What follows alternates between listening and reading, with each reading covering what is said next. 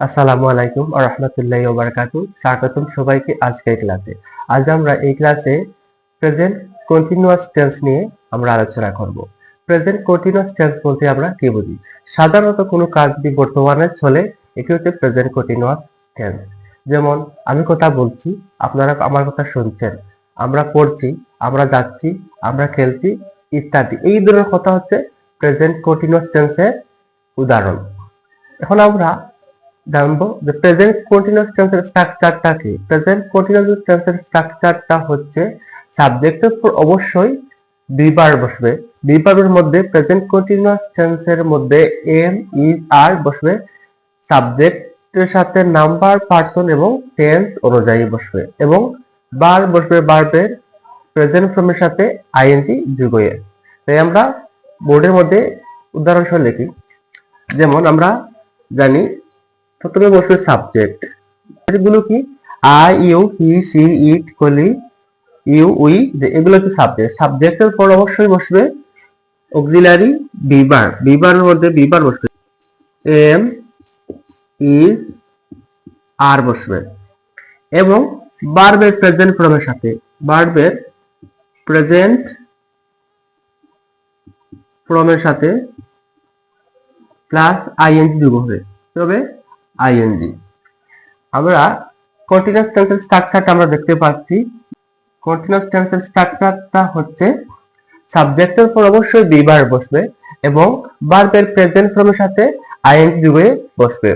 তো আমরা যে এখন উদাহরণ দেখব যে আই এর সাথে প্রেজেন্টে বসে এম বসে, ইউ সাবজেক্টের সাথে আর বসে, তারপরে থার্ড পারসন সিঙ্গুলার নাম্বারের সাথে ইজ বসবে, এবং উই সাবজেক্টের সাথে আর বসবে, এবং ইউ সাবজেক্টের সাথে আর বসবে, এবং দের সাথে আর বসবে। এখন ভার্বের প্রেজেন্ট ফর্ম কি? যেমন আমরা গোয়িং, গোর সাথে আইএনজি বসেছি গোয়িং। এখন যদি আমরা বলি যেমন আমি যাচ্ছি, কি হবে? আই এম গোয়িং, আমি যাচ্ছি। যদি বলি তুমি যাচ্ছ, ইউ আর গোয়িং। যদি বলি আমরা সে যাচ্ছে, হি ইজ গোয়িং। যদি বলি আমরা যাচ্ছি, উই আর গোয়িং। তুমি যাচ্ছ বা তোমরা যাচ্ছ, এবার ইউ আর গোয়িং।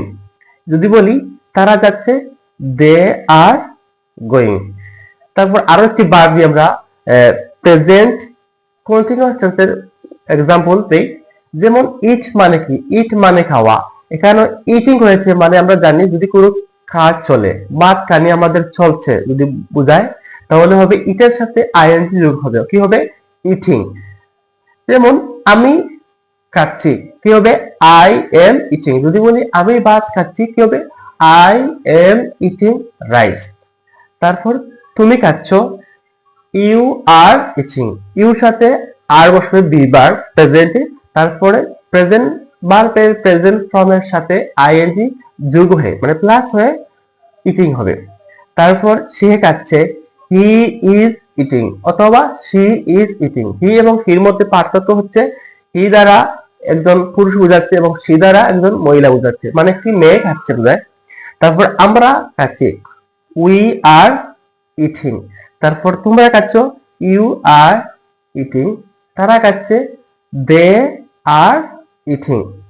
আমরা এই লেসনে শিখেছি যে প্রেজেন্ট কন্টিনিউয়াস টেন্স কিভাবে গঠন করতে হয় এবং প্রেজেন্ট কন্টিনিউয়াস টেন্স কি।